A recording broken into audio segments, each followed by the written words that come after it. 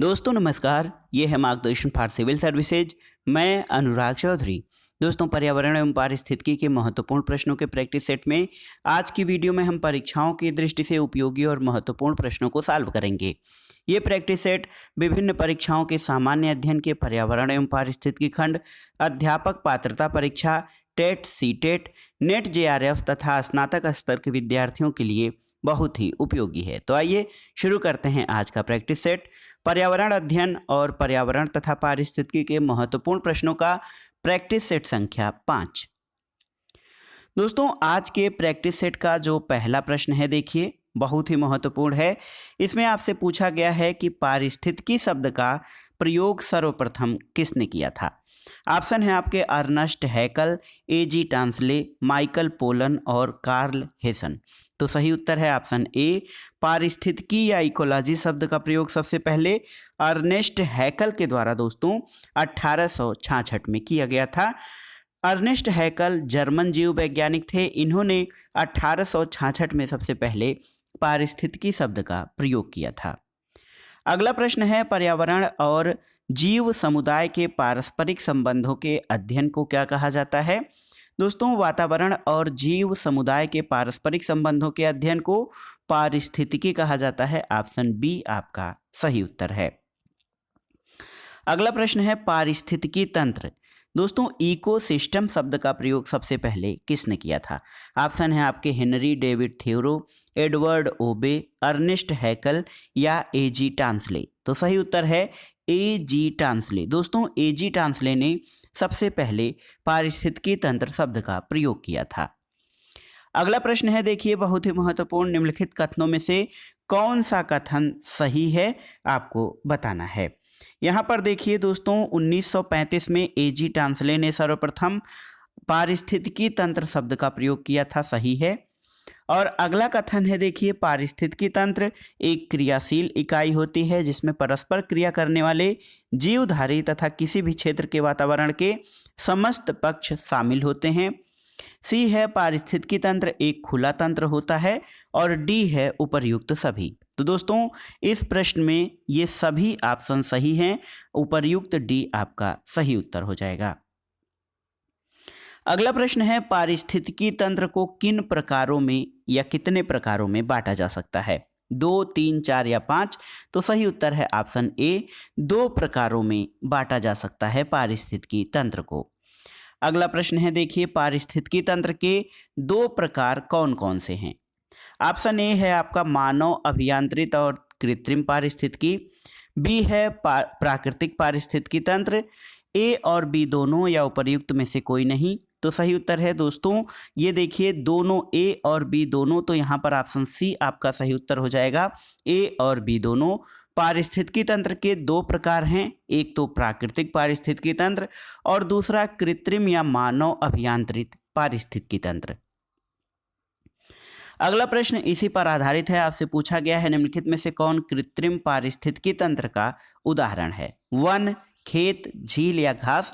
तो देखिए वन, झील और घास ये प्राकृतिक पारिस्थितिकी तंत्र के उदाहरण हैं, जबकि खेत मानव निर्मित या कृत्रिम पारिस्थितिकी तंत्र का उदाहरण है। अगला प्रश्न है दोस्तों, पारिस्थितिकी तंत्र में उत्पादक कौन होते हैं। देखिए पूछा गया है कि पारिस्थितिकी तंत्र में उत्पादक वे हैं। ऑप्शन है जो अपना भोजन स्वयं बनाते हैं, हरे पौधे या इसके किसी भाग को खाते हैं, प्राथमिक उपभोक्ताओं को अपने भोजन के रूप में प्रयुक्त करते हैं या द्वितीयक उपभोक्ताओं को खाकर जीवित रहते हैं। तो सही उत्तर क्या हो जाएगा दोस्तों। सही उत्तर हो जाएगा पारिस्थितिकी तंत्र में उत्पादक वे हैं जो अपना भोजन स्वयं बनाते हैं। इसके अंतर्गत हरे पेड़ पौधे आते हैं। अगला प्रश्न है, पारिस्थितिकी तंत्र में प्राथमिक उपभोक्ताओं से तात्पर्य क्या है। तो आप जानते हैं प्राथमिक उपभोक्ता वे जीवधारी हैं जो हरे पेड़ पौधे या उनके किसी भाग को खाते हैं। तो सही उत्तर है प्राथमिक उपभोक्ता या प्राइमरी कंज्यूमर वे लोग होते हैं जो दोस्तों हरे पेड़ पौधे या उनके किसी भाग को ग्रहण करते हैं। अगले प्रश्न पर आते हैं, निम्नलिखित में से कौन उत्पादक की श्रेणी में आता है। हरे पेड़ पौधे, गाय, लोमड़ी और भेड़िया। तो सही उत्तर है उत्पादक की श्रेणी में हरे पेड़ पौधे आते हैं जो अपना भोजन स्वयं बनाते हैं सूर्य के प्रकाश क्लोरोफिल की उपस्थिति में, और इन पर दोस्तों प्राथमिक उपभोक्ता जो हैं वो आश्रित होते हैं। अगला प्रश्न है, निम्नलिखित में से कौन प्राथमिक उपभोक्ता का उदाहरण है या कौन सा प्राथमिक उपभोक्ता है? हरे पौधे, भेड़िया, बकरी और शेर। तो सही उत्तर है बकरी प्राथमिक उपभोक्ता है, क्योंकि ये हरे पेड़ पौधों पर जो है आश्रित होता है। अगला प्रश्न है, निम्नलिखित में से कौन द्वितीयक श्रेणी का उपभोक्ता है या सेकेंडरी कंज्यूमर है? दोस्तों पौधे, हिरण, बाघ और मेंढक। तो सही उत्तर है मेंढक। देखिए एक खाद्य श्रृंखला बनती है, जैसे घास होती है, घास को टिड्डा खाता है और टिड्डा को मेंढक खाता है, तो ये द्वितीयक श्रेणी का उपभोक्ता मेंढक कहा जाता है। अगला प्रश्न है, निम्नलिखित में से कौन तृतीयक श्रेणी का उपभोक्ता है? ऑप्शन देख लीजिए, भैंस, लोमड़ी, बाघ और बकरी। तो सही उत्तर है दोस्तों बाघ। दोस्तों ये तृतीयक या उच्चस्थ उपभोक्ता होता है, क्योंकि ये द्वितीयक उपभोक्ताओं को अपने भोजन के रूप में प्रयोग करता है। अगला प्रश्न है, निम्नलिखित समूहों में से प्राथमिक उपभोक्ताओं के समूह को पहचानिए। तो प्राथमिक उपभोक्ता कौन होता है? ऐसे जीवधारी जो प्रारंभिक या ऐसे जीवधारी जो उत्पादकों पर या उत्पादकों से प्राप्त हरे पेड़ पौधे, घास आदि पर आश्रित होते हैं। इसके अंतर्गत दोस्तों देखिए गाय, भैंस और बकरी शामिल हैं। तो प्राथमिक उपभोक्ताओं में गाय, भैंस और बकरी शामिल हैं। अगला प्रश्न है, निम्नलिखित समूहों में से कौन द्वितीयक श्रेणी के उपभोक्ताओं का समूह है? आपको बताना है। तो द्वितीयक श्रेणी के उपभोक्ताओं में आपके लोमड़ी, भेड़िया और मेंढक आते हैं, जो कि प्राथमिक उपभोक्ताओं को अपना भोजन बनाते हैं या उन पर आश्रित होते हैं। अगला प्रश्न है दोस्तों, तृतीयक श्रेणी के उपभोक्ताओं का समूह क्या है? तो तृतीयक श्रेणी में उच्चस्थ उपभोक्ता आते हैं जो द्वितीयक श्रेणी को अपना भोजन बनाते हैं। दोस्तों इसमें बाघ और शेर जो हैं ये तृतीयक श्रेणी के उपभोक्ताओं के अंतर्गत शामिल हैं। अगले प्रश्न पर आते हैं, मृत उत्पादक और उपभोक्ताओं का अपघटन कर उन्हें अजैविक घटकों में कौन परिवर्तित करते हैं? ऑप्शन है आपके कवक और जीवाणु, प्राथमिक उपभोक्ता, द्वितीयक उपभोक्ता या तृतीयक उपभोक्ता। तो सही उत्तर है ऑप्शन ए, कवक एवं जीवाणु। दोस्तों कवक एवं जीवाणु जो होते हैं ये मृत उत्पादक और उपभोक्ताओं का अपघटन करते हैं और उन्हें अजैविक घटकों में परिवर्तित कर देते हैं। दोस्तों प्राथमिक उत्पादक, उपभोक्ता या जितने प्रकार के जीव हैं सभी को कवक और जीवाणु अपघटित करते हैं। अगला प्रश्न देखिए आसान सा है, अपघटक श्रेणी के अंतर्गत कौन शामिल किया जाता है? तो कवक और जीवाणु को दोस्तों अपघटक श्रेणी के अंतर्गत शामिल किया जाता है। और इसी से रिलेटेड एक प्रश्न है कि किसे प्रकृति का मेहतर या सफाई कर्मी की संज्ञा दी जाती है? तो सही उत्तर है कवक और जीवाणु। दोस्तों आप जानते हैं कि कवक और जीवाणु मृत उत्पादक और उपभोक्ताओं का अपघटन करके उन्हें सरल अवयवों में परिवर्तित कर देते हैं, इसलिए इनको प्रकृति का मेहतर कहा जाता है।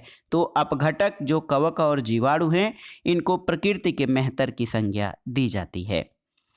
अगला प्रश्न है, निम्नलिखित कथनों पर विचार कीजिए। पहला कथन है कि किसी विशिष्ट पारिस्थितिकी तंत्र के अंतर्गत विभिन्न जीवधारियों के मध्य संबंध के सुनिश्चित क्रम को खाद्य श्रृंखला कहते हैं। सही है।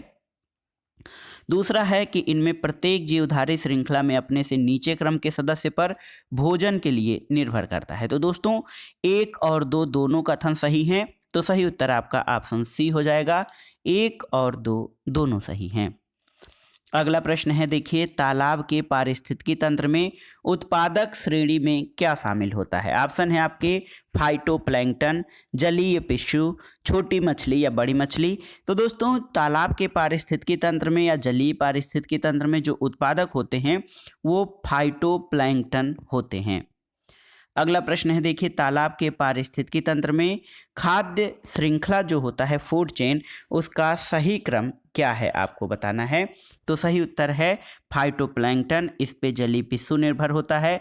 उसके बाद उसको छोटी मछली अपना आहार बनाती है और छोटी मछली को बड़ी मछली। तो सही उत्तर ऑप्शन बी हो जाएगा। तालाब के पारिस्थितिकी तंत्र में खाद्य श्रृंखला का सही क्रम फाइटोप्लैंक्टन, जलीय पिस्सू, छोटी मछली और फिर अंतिम जो उपभोक्ता है उच्चस्थ, वो बड़ी मछली होती है। अगला प्रश्न है, घास के पारिस्थितिकी तंत्र में खाद्य श्रृंखला का सही क्रम क्या है? दोस्तों, घास के पारिस्थितिकी तंत्र में सही क्रम जो हो जाएगा, घास इसको कीड़े मकोड़े खाते हैं और कीड़े मकोड़ों को मेढक खाता है, मेढक को सांप। तो सही उत्तर ऑप्शन सी हो जाएगा। अगला प्रश्न देखते हैं, निम्नलिखित में से घास के पारिस्थितिकी तंत्र में खाद्य श्रृंखला का सही क्रम क्या है? तो घास के पारिस्थितिकी श्रृंखला का सही क्रम हो जाएगा, घास, कीड़े मकोड़े, उसके बाद उनको चिड़िया खाती है, फिर उनको बाज खाता है। अगला प्रश्न है, वन के पारिस्थितिकी तंत्र में खाद्य श्रृंखला का सही क्रम क्या है? तो दोस्तों, वन में जो है हरे पेड़ पौधे होते हैं, उनको हिरण खाता है, फिर हिरण को शेर खाता है। तो सही उत्तर ऑप्शन ए हो जाएगा। अगला प्रश्न है, जलीय पारिस्थितिकी तंत्र जो होता है, इसमें सबसे बड़ा पारिस्थितिकी तंत्र किसका होता है, आपको बताना है। तो दोस्तों, स्थलीय पारिस्थितिकी तंत्र या स्थल का जो पारिस्थितिकी तंत्र होता है, इसमें सबसे बड़ा पारिस्थितिकी तंत्र किसका है? ऑप्शन है आपके घास, मरुस्थल, वन और उपर्युक्त में से कोई नहीं। तो सही उत्तर है वन। वनों का जो पारिस्थितिकी तंत्र है वो स्थलीय पारिस्थितिकी तंत्र में सबसे बड़ा पारिस्थितिकी तंत्र होता है। अगले प्रश्न पर आते हैं, पृथ्वी का सबसे बड़ा पारिस्थितिकी तंत्र किसका होता है? देखिए, घास, मरुस्थल, वन या महासागर। तो सही उत्तर है महासागर। दोस्तों, महासागर का पारिस्थितिकी तंत्र सबसे बड़ा पारिस्थितिकी तंत्र होता है, क्योंकि आप जानते हैं कि पृथ्वी के 3/4 भाग पर महासागरों का विस्तार पाया जाता है। एक प्रश्न इसी से संबंधित और बनता है कि सबसे अस्थायी पारिस्थितिकी तंत्र कौन होता है? ऑप्शन है आपके घास, समुद्र, वन और मरुस्थल। तो सही उत्तर है समुद्र। दोस्तों, समुद्र जो है ये सबसे अस्थायी पारिस्थितिकी तंत्र होता है। अगले प्रश्न पर आते हैं, निम्नलिखित कथनों पर विचार कीजिए। पहला कथन है कि अनेक खाद्य श्रृंखलाओं के पारस्परिक संबंध को खाद्य जाल कहते हैं, सही है। और दूसरा कथन है कि खाद्य जाल में ऊर्जा का प्रवाह एक दिशा में होते हुए भी कई पथों से होकर प्रवाहित होता है। तो ये भी कथन सही है। तो सही उत्तर 1 और 2 दोनों कथन सही हैं। तो आपका ऑप्शन सी सही हो जाएगा। अगला प्रश्न है, देखिए, पारिस्थितिकी पिरामिड का विचार सर्वप्रथम किसने दिया था? ऑप्शन है आपके चार्ल्स एल्टन, ग्रीनेल्स, अर्नेस्ट हैकल और एजी टांसले। तो सही उत्तर है दोस्तों चार्ल्स एल्टन। चार्ल्स एल्टन एक जीव वैज्ञानिक थे, इन्होंने सबसे पहले पारिस्थितिकी पिरामिड का विचार प्रस्तुत किया था। अगला प्रश्न है दोस्तों, पारिस्थितिकी पिरामिड कितने प्रकार का होता है? संख्यात्मक पिरामिड। देखिए, पारिस्थितिकी पिरामिड 2, 3, 4 या 5। तो सही उत्तर है पारिस्थितिकी पिरामिड 3 प्रकार के होते हैं। अगला प्रश्न है दोस्तों, पारिस्थितिकी पिरामिड के 3 प्रकार कौन से हैं? देखिए, संख्यात्मक पिरामिड, जीवभार पिरामिड और ऊर्जा पिरामिड।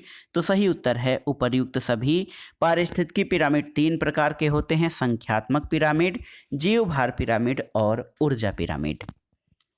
अगले प्रश्न पर आते हैं, प्रश्न संख्या 33 है दोस्तों।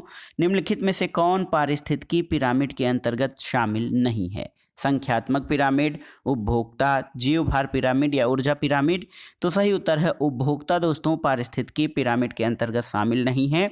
आप जानते हैं कि पारिस्थितिकी पिरामिड 3 प्रकार के होते हैं, संख्यात्मक, जीवभार और ऊर्जा पिरामिड।